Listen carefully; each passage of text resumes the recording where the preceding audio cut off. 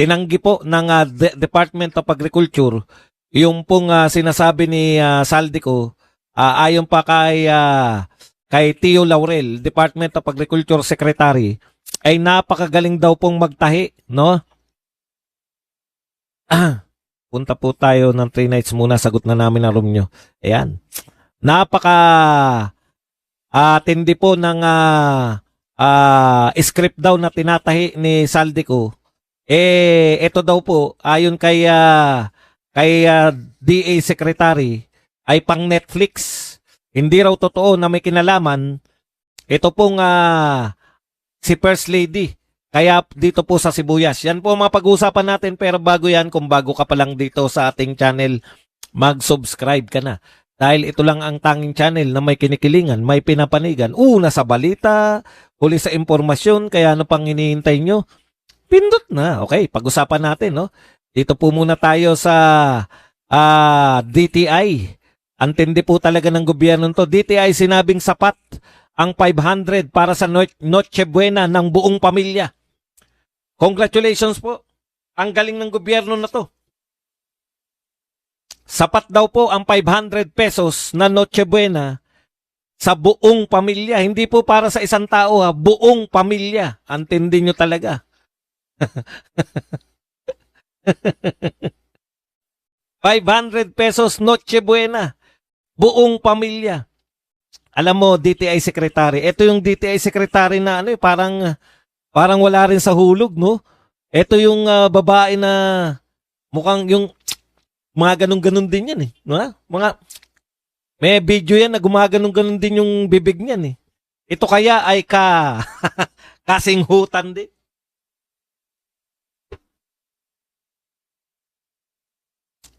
Naintindihan niyo po ba yung 500? Hindi po 500,000 DTI. 500 pesos, naintindihan niyo po ba? Alam niyo po ba ibig sabihin na Noche Buena? Alam niyo po ba yung buena dun sa noche? Po siya. Eto na lang magkano po yung Andox lechon manok? 350. May 150 ka pa. Pili ka ng kanin. Magkano ang kanin? 25. Buong pamilya. Kung ang pamilya nyo ay, sige, magsaing na lang. Wag nang bumili kasi hindi ka kasya eh. Lechon manok mo, 350. Magsaing ka. Halagang 50, 400 na po. May 100 ka pa. Ano bibilin sa 100? Bumili ka na lang ng pansit. Noche Buena na. Sabi ng DTI. Hindi pwedeng pang spaghetti kasi sauce lang. Mamimili ka kung gusto mo ng spaghetti, mamimili ka kung sauce o yung pasta ang bibilin mo. Kulang eh.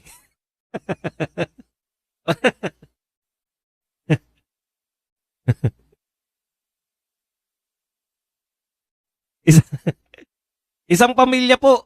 Alam niyo po ang pagkakaiba po ng Noche Buena sa pangkaraniwang kain. Ang gusto yata nito kung ano yung kinakain nyo, yun na rin eh. Magulay ka. Hindi po pagkain yung pinag-uusapan. Noche Buena. Buena po. Buena. Ibig sabihin, ang ihanda mo po dyan, hindi po pang araw-araw. Yan po sa pamilyang mahirap. Ngayon lang kayo meron dapat hamon dyan, meron dapat. Yung 500, kulang na po yan sa hamon eh. Magkano yung hamon? Fiesta ham.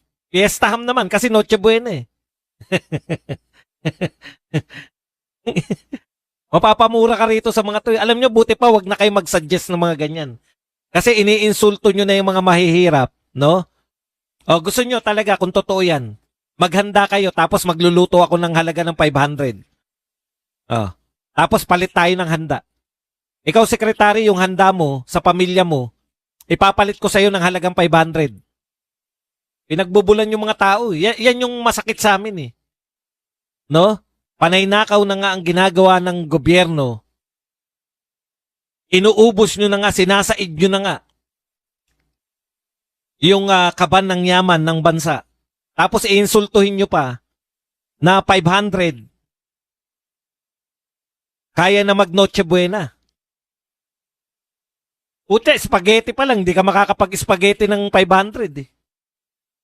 O sasabihin nyo, bakit mo sasahugan? Nag-Noche Buena ka pa kung spaghetti na pangkaraniwan.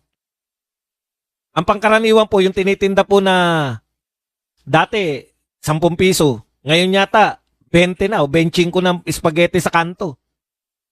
Oh. Ketchup. Mapapamura ka na lang eh. Mga wala na sa katinuan tong mga nagpapayo sa atin. 500, pwede ang pamilya. Pucha, isang kain nga ng isang tao sa Jollibee, mahigit pang 500 kung talagang hindi magtitipid eh.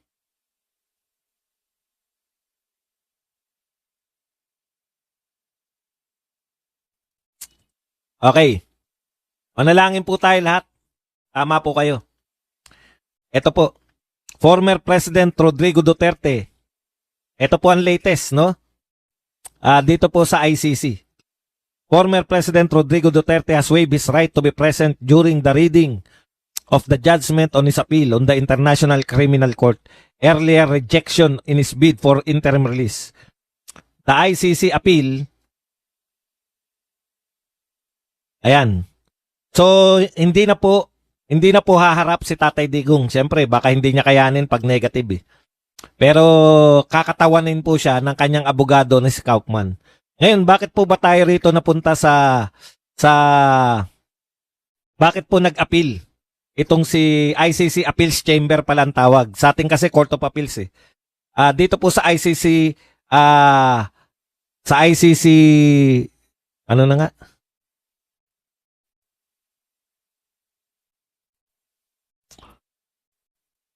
Ito po, sa ICC Chambers, Appeals Chamber. Chambers. Basketball player. Naka-schedule po yan ng 10:30 a.m. doon po sa Dahig. At dito po sa Pilipinas ay 5:30 p.m.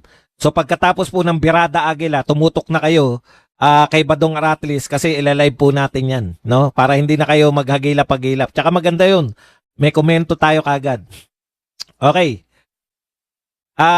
So winave po ni Tatay Digong yung kanyang karapatan na mapakinggan po kung ano man yung verdict, kung siya po ba ipagbibigyan sa interim release. Ngayon, ano po ba yung inihirit no, ng kampo ni Pangulong Duterte kung bakit po humihirit sila na, kasi binasura na yan eh.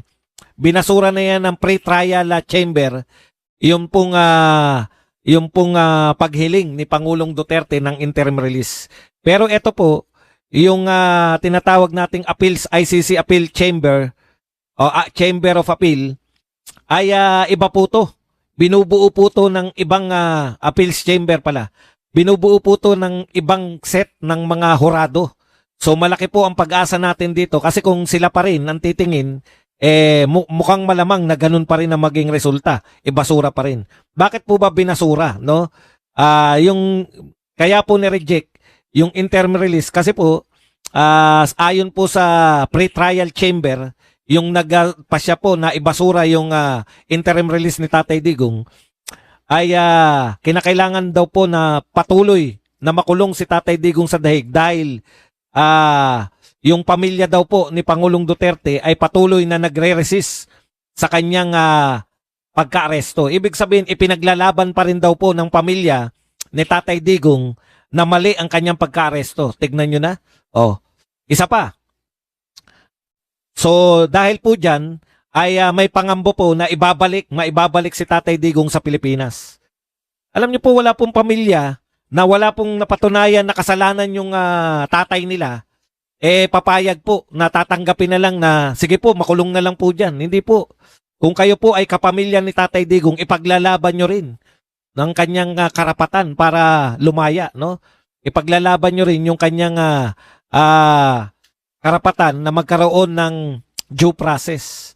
Sa totoo lang po, wala naman po talagang due process yung nangyari kay Tatay Digong. Mismo yung ICC po, nilabag. No? Nilabag po ng humuli kay Tatay Digong yung pong patakaran nila na iharap sa korte. Ikalawa po, hindi po kinonsider yung humanitarian reason ni Tatay Digong na may sakit at saka may edad na. No? Ngayon lang po ako nakakita, si Tatay Digong na po ang pinakamatandang political prisoner sa buong kasaysayan ng buong daigdig. Mga PI kayo. Ganito lang po yung test dyan eh. Kung 80 anyos yung political prisoner dyan sa Netherlands, papayag kayo? Malamang hindi. Kung kababayan nyo, malamang pinalaya nyo na. Pero dahil mas mababa yung uri, ang tingin yung mga puti, mas mababang uri kaming mga Pilipino, kaya kayo ganyan. Yan po ang problema natin sa mga Europeans. Noong araw pa, yung superiority sila. Kaya po sana po may consider. Manalangin po tayo. Nakakagalit po kasi talaga yung ginawa ni hindi pinaharap sa korte. Ang nagpasya lang. Yan sila Kanilaw, yung binanatan ni siya na pinaka-head dun. Sabi nga natin sabagay, darating din naman ang panahon na pagbabayaran din nyo lahat ng mga kasalanan, di ba? Crime doesn't pay. Ika nga. Okay. Punta na po tayo rito sa Ito po, si ibinunyag ni Lebiste, congressman po ng Batangas, ng DPWH ay nagtatago ng insertion na 722 billion in 2025. Iba po yung insertion sa BICAM. Ang bintang po na to, insertion po, yung 100 billion na insertion sa BICAM, kay BBM lang po yun. Yan po yung sinasabi ni Saldico. BICAM po yun. Ito po, may insertion po na 722 billion in 2025, no? Sa actual NEP, hindi po sa BICAM, sa NEP mismo. Yan po ang akusasyon nito ni Congressman Lebiste. Okay na yan dahil sinasabi nga natin pinakakorap. Pero eto po, yung kasalukuyan pa lang na pinag-uusapan na budget, meron na naman pong akusasyon itong si Lebiste na meron pong natatago na 497 billion na insertion dyan sa National Expenditure. Okay, o NEP. Ibig sabihin, hanggang ngayon, ito po ang sinabi po ni Lebiste. Ito po matalino po itong Lebiste na to, no? Pag nakikita ko po itong Lebiste at saka yun si Congressman Miao Miao, may pag-asa po ang Pilipinas. Kasi yung mga sumusunod na henerasyon, mga kabataang congressman, na hindi po nakorap ng sistema dahil bata pa, may pag-asa pa po tayo. Yung mga anak-anak na ng mga dating congressman. Ito po ang sinabi ni Lebiste, the DPWH has a database of the proponents in the NEP, which they should release. If they are truly for transparency, there were 721.83 billion insertions in 2025 and 496.97 billion insertions for 2026. And I cannot in good conscience watch DPWH claim to be for transparency without pointing this out. Sa susunod na press con ng DPWH, maaari nilang aminin na meron silang itinatago at kargado ang NEP ng insertion hanggang ngayon. Wala pong pagbabago. Kung susundin po natin tong sinasabi ni Leandro Legarda Lebiste, wala pong pinagbago. Nagpalit lang po. Pinalitan lang po yung DPWH secretary ng isa pang pangalan, pero ganun pa rin po. Wala pa rin pong nagbabago. Yan po ang problema natin sa Pilipinas. Salitaan tayo ng salita dito, dakdakan tayo ng dakdakan ng corruption. Pero sa aktual po, meron pa rin. Inilulusot pa rin nila hanggang ngayon. Kain Boss Badong, nakinig kami sa'yo. Aki Tuper Noel. Noel Abalos, thank you very much sa 50 pesos na pangkape. Grabe. Grabe na po. No? Hanggang ngayon pa pala, umiiral. Sa 2026, yung susunod na taon, meron na naman silang insertion. Aminin nyo yan. Nakakalungkot po na yung presidente nagsabi na mahiya naman kayo, pero yung mga tao niya hindi nahihiya. Pinalitan lang. Yun, ganun pa rin, no? Hindi po kami yan. Ito po ay sinabi po ni Leandro Legarda. May statement po siya, Office of Leandro Legarda Lebiste, 1st District of Batangas. Nariyan po, mahaba po itong dokumento na to, pero maawa naman kayo sa Pilipinas. Tapos, bubulahin pa tayo na, total naman, 500, kaya nyo mag-Noche Buena. Yung mga tao to, wala talaga. Talagang Mauubos talaga ang ano mo eh. Mauubos talaga yung, uutasin talaga tayo ng mga hinayupak na to eh. Okay. Kaya nga po, ito po ang sinabi, ha? Ito po ang sinabi ni retired General Orlando De Leon. Kaya po hindi malutas-lutas ang problema. Ito po ang paliwanag ni retired General Orlando De Leon. Pakinggan po natin. We cannot solve the problem if the problem is the one solving the problem. Hindi po natin malulutas ang problema kung ang lumulutas po ng problema ay mismong ang problema. Paano nyo lulutasin? Kayo nga ang problema. Nagkukunwari lang kayo, ito. Pero yung ugat ng problema, nariyan pa rin. Ayon niyang kay retired General Orlando De Leon. Paano natin malulutas yan? Ang lumulutas ng problema natin, yun po ang problema.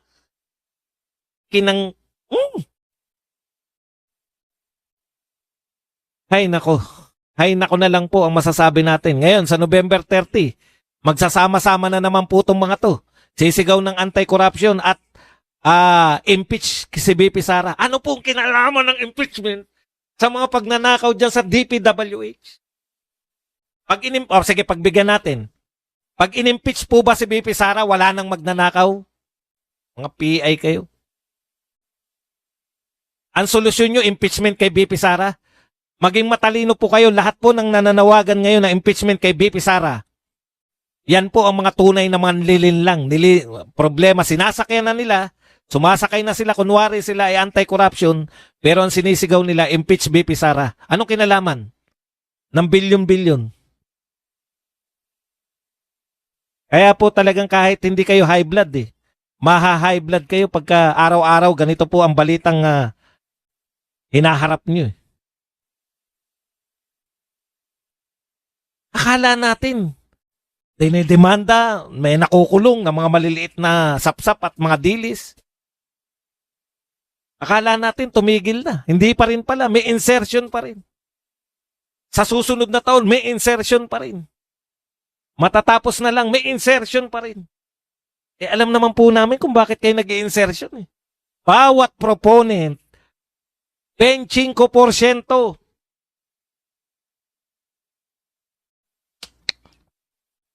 Wala talagang katinuan.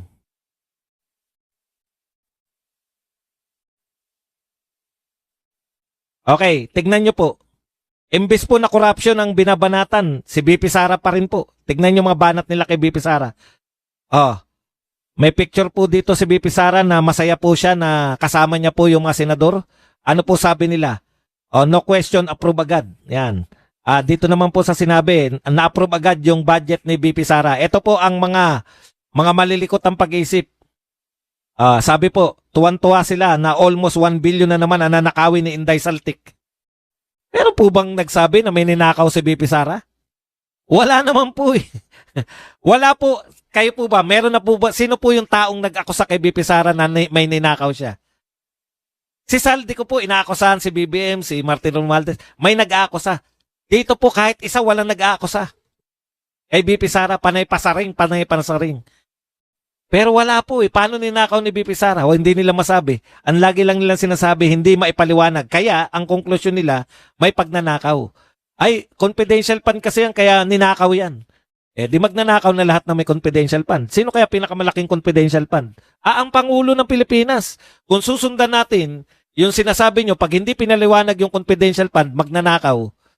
Lahat po, magnanakaw kasi hindi nila pinapaliwanag yung ang confidential fund nila. Precisely kasi po precisely kasi nga po hindi naman po talaga pwede paliwanag. Ito pa isa.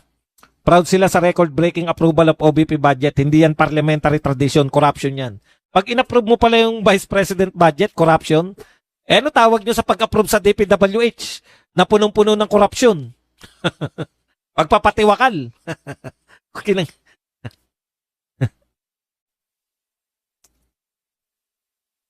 Wala tayong sounds?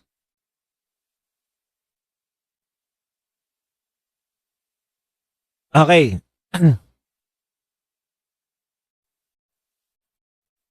Hindi po walang ebidensya kay BP Sara. Mali po yan na walang ebidensya. Walang nag-aakusa ng kahit na ano. Wala.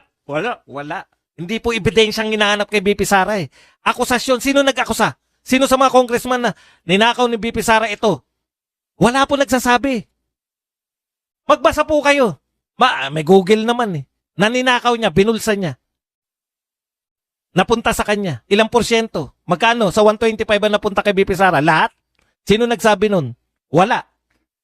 Wala nga kayong akusasyon eh. Hindi may pama-anomalya, hindi may paliwanag, ma-anomalya. Hindi nyo pala may paliwanag eh. Eto pa isa.